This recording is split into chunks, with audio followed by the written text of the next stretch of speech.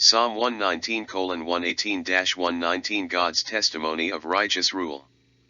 Psalm 119 verse 118, You reject all those who stray from your statutes, for their deceit is falsehood. The God of all truth adamantly rejects those who choose to walk a different path.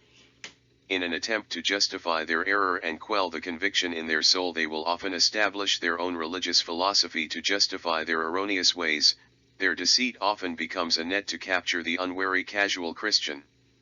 There is an old adage that says misery loves company, and I'm sure it is true for those who have strayed from the path of true righteousness and don't want to tread the broad road to destruction by themselves. God's disdain for those who practice falsehoods is equivalent to trampling them underfoot. We should recall Jesus' words in Matthew 5:13, You are the salt of the earth. But if the salt should lose its taste, how can it be made salty? It's no longer good for anything but to be thrown out and trampled on by men. HCSB. Psalm 119:119, You put away all the wicked of the earth like dross, therefore, I love your testimonies. We read in Malachi 3:2-3 about Jesus' second coming, when he will put away all of the wicked of the earth, treating them like the dross from a silversmith fires. But who can endure the day of his coming? And who will be able to stand when he appears? For he will be like a refiner's fire and like cleansing lye. 3 He will be like a refiner and purifier of silver, he will purify the sons of Levi and refine them like gold and silver. Then they will present offerings to the Lord in righteousness.